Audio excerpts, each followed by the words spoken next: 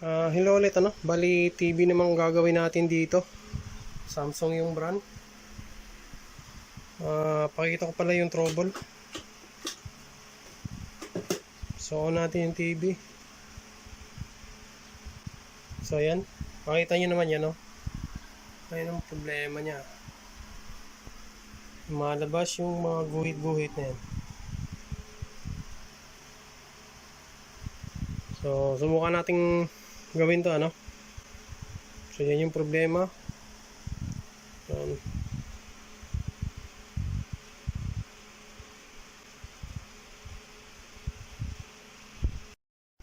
So bali nabuksan na natin yung likod So ito na yung board ni Samsung. So ipapakita ko na lang yung yung model number nito isasama ko na lang dito sa screen natin. Yan. Ito yun. Tapos ito yung dalawang LVDS nya.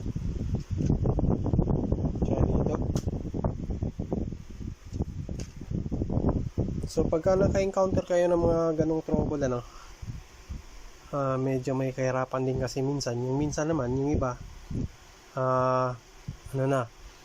medyo sanay na dun sa trouble na ganito pero sa akin naman gusto kong ganito yung mga gawa ko kasi nga ganito yung mga gawa ko nung una kaso nga lang medyo nawala tayo kasi nag-focus tayo sa welding kasi yun yung panay-tanggap natin so ito yung pinaka natin, laptop at saka ito ang ginagawa natin nung unang panahon hindi namang unang panahon, siguro nasa mga 2000 o mga 2015 hanggang ba ako 2000 ang pag-uwi ko lang ang 2020 so mula dito sa Pinas hanggang nag-abroad tayo, tapos na training ang service training natin dito, although hindi naman masyadong pinapakita yung mga kadalasan na nakikita nyo sa YouTube na yung ginagawa nila yung mga top board mga yan. Sa service center kasi hindi na kailangan yan na lang palit, pag warranty palit lang siyempre para wala nang sakit sa ulo palit ng logic board, palit ng SMPS, palit ng panel. Yan lang yung mga parts niyan pero may pinapakita doon sa mga training kung anong mga gagawin, mga ganito Tsaka doon pala sa mga customer, at saka sa naggumagawa ng pakisabi doon sa mga sa mga customer na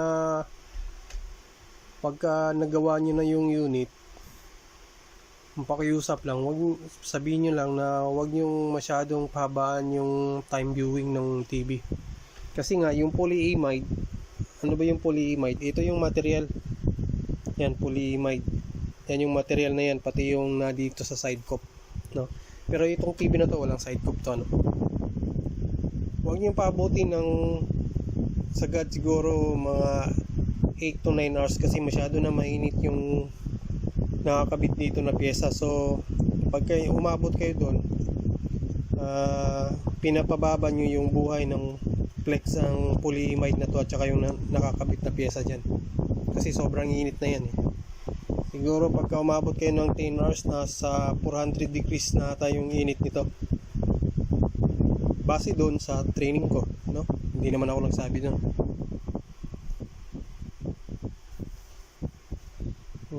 Tapos pagka na-encounter kayo ng trouble na ganito, kadalasan namang ginagawa, yung karaniwang ginagawa, tanggal mo na dito isa, tapos titingnan yung TV kung anong mangyayari, o may display ba o wala so ganun din ang gagawin natin dito kasi yun naman ang yun naman ang procedure talaga. Tapos pakita ko na rin dito, nakikita nyo yan yung LC1, LC2 at saka yung mga vertical clock hanggang 8 yan Saan ba yung hanggang 8? So ito yon. Yan, LC1, CKB5, LC2, CKB6 hanggang CKB4, no, pinakataas. Pero yung mga resistor na to, resistor to ground lang yan. So kung papansinin nyo, tester natin, kasi hindi naman kasi yan yung tinatanggal yan eh. Saan ba yan? Pasensya na sa magalaw yung kamay ha. Yan. Kung tester natin dito, yan, naka-ground tayo. Naka-ground yan, no? Testerin nyo. Yan, no? So, ground lang natin yan. Tapos, yung connection pala niyan, ang actual niyan, kung susundin nyo, nandito yan sa pinakadulo-dulo. Magkabilaan, sa kaliwa at saka sa kanan, ano? At saka ito yung sasabihin ko pala, kasi hindi masyadong, marami naman nag-ano sa YouTube, pero hindi man lang sinabi kung ano. So lahat ng ito, yung value na yan, yan yung mga vertical clock o yung clocking signal na tinatawag, ano. Tapos yung dalawang numero ay yung dalawang resistor na magkaiba yung value sa kanila, kasi yan naka-zero lahat yan, di ba? Tapos ito, madali yung madidetermine kasi yung dalawang magkaiba yung number, kasi karaniwang ginagamit naman dito, yan 102. Kung makikita nyo, 102 yan. Yung dalawang 102 na yan, yan yung LC1 at saka yung LC2 mo, o yung tinatawag ng iba na swapping voltage. So mula po dito sa DC-DC natin, yung mga CKB na yan, hindi rin sinasabi sa inyo kung anong klaseng signal yan, ano. Mula dito sa DC-DC natin, yung level shifter natin, magkasama na dito, ano. Ang labas hulat ng signal dito, analog, papunta rito sa buffer natin. Ito yung buffer natin eh. Ito yung pinakahuling stage bago pumasok ng LCD panel. Yan sila. Galing ang trabaho ng level shifter, tatanggap siya ng voltage input na digital, lalabas na analog. Yung BDD mo at saka yung BSS mo, ang lalabas niyan is yung BGL at saka yung BGH na analog. Kasi hindi pwedeng paganahin dito yung panel na digital signal. Kasi lahat naman dito, yung circuit na to, transistorized lang lahat to. So, kailangan lang dito na signal is analog. So, ang last na stage, papunta rito sa lahat, analog na po yung analog signal na po ang pumapasok dito sa top board natin. Ano? Yung sinasabi ng iba, top board. Ano, yun. Pwede rin natin sabihin top board. Kasi kadalasan naman talaga yung LCD mo naman talaga, bihira naman talagang masira yan, ano. Pwera na lang kung mag-dead pixel yon. Ano, ang kadalasan nagka-problema is ito yung buffer natin. Gawa nga ng mga client sobrang matagal na panood, masyadong umiinit po yan. So nakikita nyo parang rectangle na mahaba masyado, yan yung nagko-control yan papunta na ng panel natin, ano. So sa service center naman, pagka kahit na dito yung may sira, kasi wala naman tayong ano dito banding machine. Kung may banding machine lang tayo, so pwede naman nating palitan yan, may nabibili naman dito. May nabibili naman ng polyimide na yan kasama na yung number niyan. Kaso nga lang, sino ba namang technician na bibili ng ganun, tapos ang labor mo lang hindi mo masyadong ma-recover, ano. So yan lang yun. So ganun din ulit ang gagawin natin. So tanggal muna tayo dito ng isa, tapos tingnan natin.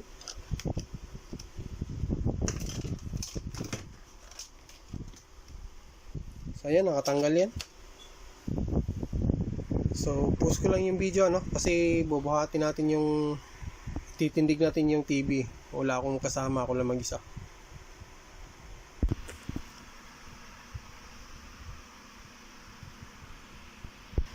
So bali ayan, so naka-on na yung unit. So nakikita nyo, wala kayong makikita niyan, you know? Wala tayong makikita ng display. Walang display. So try natin ulit sa kabila kung ano. Yan. Gumagana na yung backlight pero wala tayong display na makita, no? So ulit. So ulit, balik natin dito yung tinanggal nating ano, Lex. Tapos tanggalin ulit natin dito. Yan. So tanggal yan. So pause ulit natin kasi titindig ulit natin. So ayan, naka-on na rin yung unit. So same pa rin, ganun pa rin. Yan ano, walang display tayong makuha. Papaliwanag ko kung walang display to ano. So bali ayan, balik ulit natin dito. Tapos tingnan ulit natin yung pinaka-trouble niya. So tindig ulit natin. So ayan, gumana na. So ayan, nakikita nyo. Yan yung trouble talaga niya. Yan. So may mga vertical lines ano. Tsaka yung may vertical din na fade away dun sa ano, parang sa likod. Pero habang tumatagal, nawawala yun. Ito lang naiiwan. Yan lang. Pagka may lumabas na image, yan yung lalabas.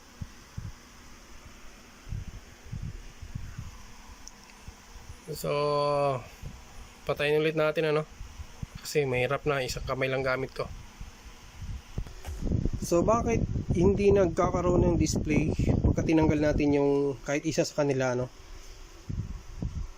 Kasi po yung board na to, pagka tinanggal mo yung isa sa kanila, ayaw paganahin o nagpo-protect yung nagko-command yung system. Yung dito nagko-command yung system, ayaw niyang paganahin, pati yung DC-DC converter natin o shifter natin, label shifter, ayaw niyang palabasin ng voltahe yan, kaya wala tayong makukuhang video ano. So karaniwang naman pagka ano, pagka ganun ang naging problema nyo ano, so check nyo muna lahat ng voltahe. So dito ko pala, na-check ko na pala lahat yan. So okay naman. Pakita ko lang yan no, para ano, may VGH yan, kompleto yung swapping voltage, kompleto. So bali magche-check lang tayo ng voltage ano, sasabihin ko lang yung test point at saka makikita nyo naman yung reading. So on natin yung TV. So ayan. Naka-on na. Tapos ito yung VGH voltage nya. So 29 point yan. Ayun na pa no. So ayan, 29.87. Yan yung VGH nya. Tapos yung BGL, saan ba yung BGL? Yung BGL, yan, negative 7.9. Tapos yung HABDD,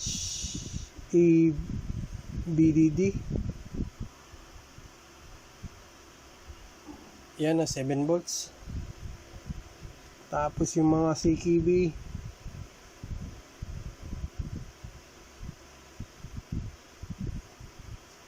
yan, hindi masyadong nag-contact. Yan, 7 volts yan. Bcom, ganun din. Hindi ko na ano kasi masyadong ano.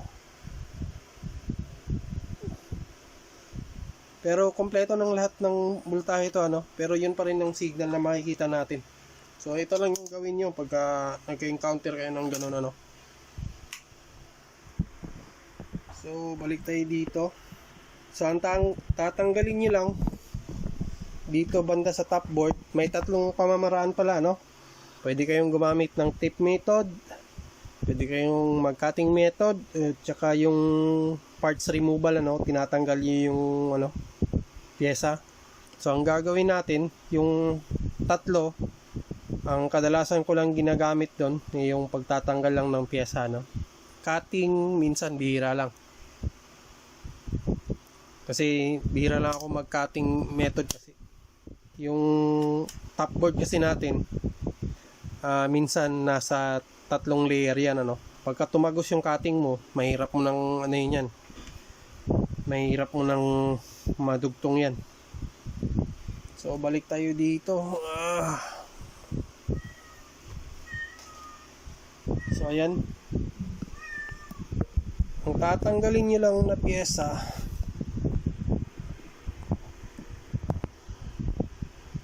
pwedeng sa top board, pwedeng sa main board. Pero kadalasan ginagamit nila dito sa top board, ano. Okay naman kasi yon, kasi nga pagka pwede rin namang sa logic board o yung sa motherboard mo tatanggalin. Kaso nga lang, pagka doon tinanggal mo, at saka kunwari lang si customer nais bumili ng bagong panel, at saka nawala mo yung tinanggal mo doon sa logic board, hindi mo na may babalik. Mahirap nang may balik, ano. So dito lang tatanggalin lang natin na pyesa is yung LC1, LC2 o yung swapping voltage. Di ko pala napakita yung ano, yung swapping voltage. So dito na lang, dito natin pakita, yun yung tatanggalin natin. So ground ulit natin.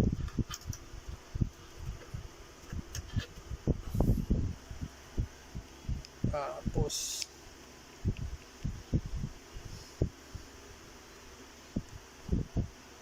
on natin yung TV. So ayan, ito yung swapping voltage natin. Yan.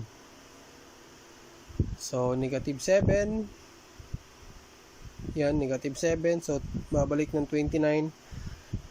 It's either sa kanila yung LC1 o LC2. Yan, yung isa din, ganun din. 29, negative 7. Ayan. Gumagana yan, magkabilaan. Na-check ko na to, ano. So yan yung tatanggalin natin. Paano ba to? May ano ko.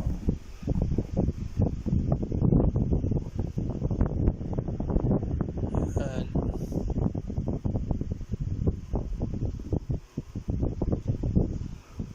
So painitin ko lang muna yung iron. Ay, madali lang naman uminit iron ko eh.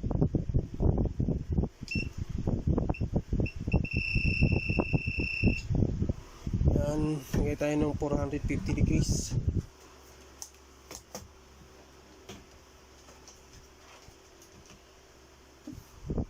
Saan tayo na natin umabot ng 450 degrees yan. So bali ayan, umabot na ng 450 degrees. So tanggalin muna natin to, yung LC1 at saka yung LC2.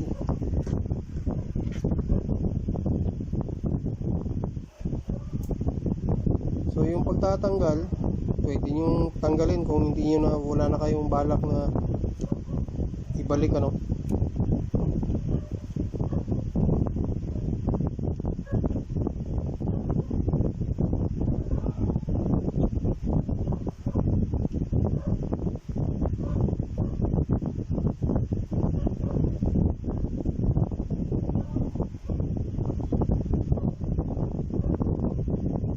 So ayan, ganyan natin para hindi mawala.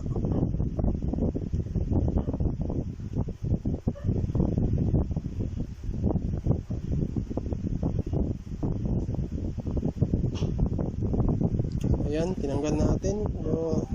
Gawin na natin, natanggal yan. Hindi na magkadugtong. So ayan, tanggal na. Tapos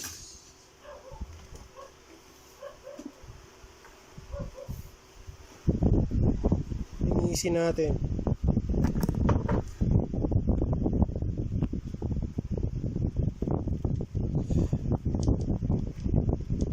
So yung iba kung hindi naglilinis, bahala na sila doon. Pero tayo nililinis natin yan. Kahit anong gawa natin, nililinis natin.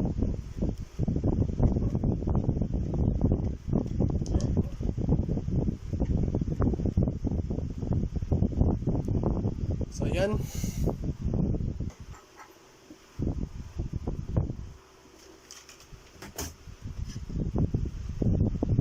Kasi yung mamaya ko na ipapaliwanag, no? So natanggal na yan. Tapos testing nating tingnan kung anong nangyayari, ano, kung may pagbabago ba o wala. So post ko lang yung video kasi ano ko muna yung natin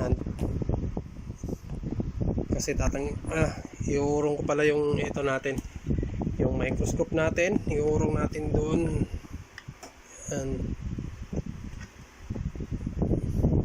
So post ko lang yung video, no, tapos iangat ulit natin yung TV.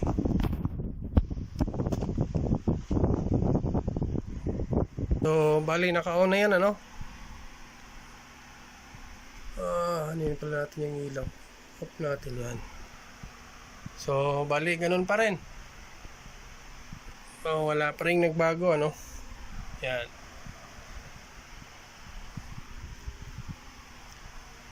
Tapos tanggalin naman natin yung kabila, yung ganun din, LC1 at saka LC2. Tapos tingnan natin ulit to. So push ko lang, tapos lagay natin ulit yung TV. Bali ito ulit yung board, no? So yan, dito sa kabila natanggal na natin yan. So may natin yan. So tanggal na yung LC1 at saka LC2. Tapos wala pa rin nangyari, ano. So punta tayo dito sa kabila. Yan. Nandito yung makikita nyo naman yung dalawang pyesa na sila lang yung magkaparehang number. So yan yung LC1 at saka LC2 natin. O yung swapping voltage na tinatawag, ano. O yung BGH, BGL. So kabit ko lang yung camera. Pasensya na, mas magalaw tayo.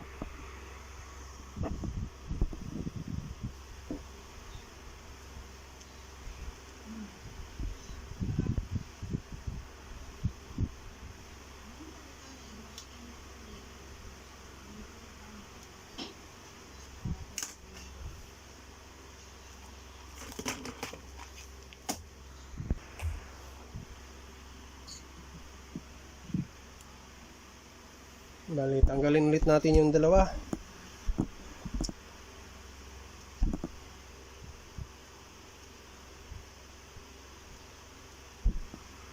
Ang hirap.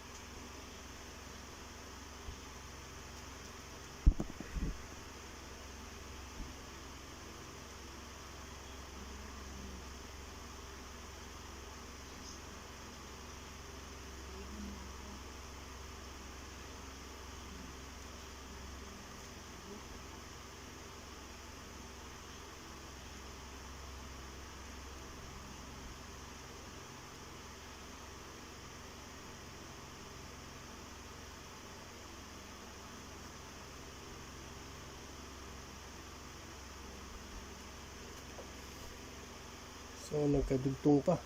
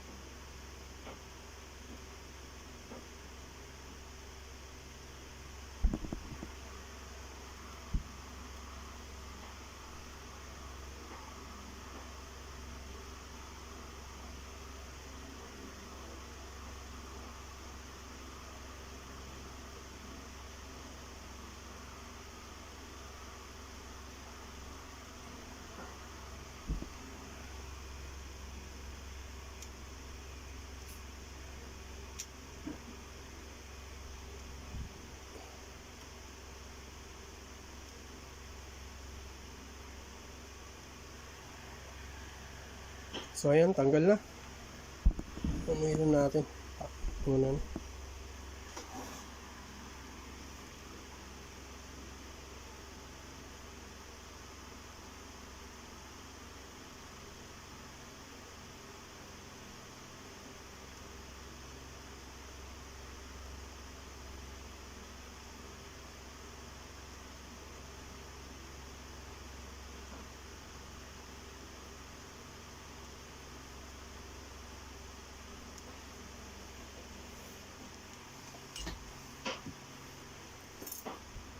Tapos linisin ulit natin.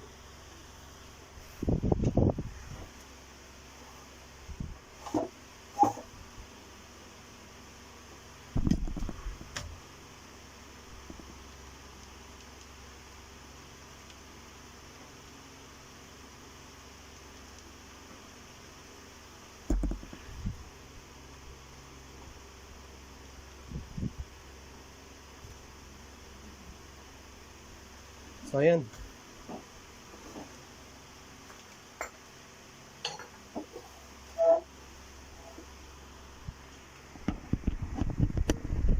So ayan, natanggal na natin ano. So, balik ulit natin yung ano natin. Wala na ako, lubat na ako. Mamatay yung cellphone ko. So ayan, balik ulit natin yung ano, yung scoop natin. Tapos push ko lang ha, tapos patindigin natin yung ano. Tapos tingnan natin yung anong magiging ano ba tawag doon? Ano bang kalalabasan ng ano nung panel natin, kung maging okay na ba o ganun pa rin. So ayan, umandar na ano. O tingnan natin. May napansin ba kayo doon? Parang makinis na yung ano. Oh yan. Yan, tumino. Yan, wala na kayong nakitang bar lines.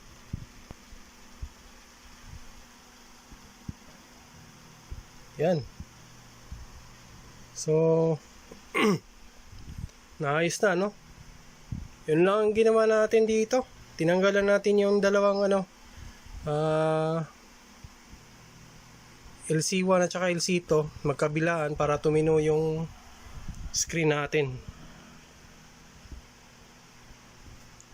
So push ko lang yung video ano, kasi ano, yan natin, ilalagay natin sa ano, ganito na lang, sana hindi maulog. Ayan. So yan, tumino na. So yan ang ginawa natin dito. So tinanggal natin yung dalawa dito, kabila, yung LC1 at saka LC2. Tapos dito rin.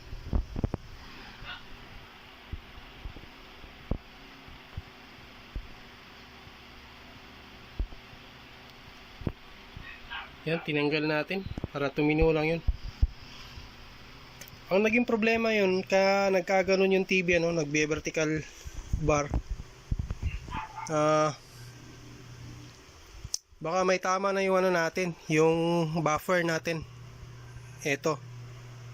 Kung sa tingin nyo naman, sasabihin nyo, tatagal ba? Tatagal kasi tinanggal na natin yung mataas na supply na BGH at saka BGL, yung swapping voltage nya. So, konti na lang ano dito. Konti na lang yung voltahe dyan, maliliit na lang magkabilaan. So tatagal naman yan pag ganyan, pero pagka nasira to ng mga ganun pa rin no, kung babalik. So wala na tayong choice doon, kailangan na magpalit ni customer ng panel.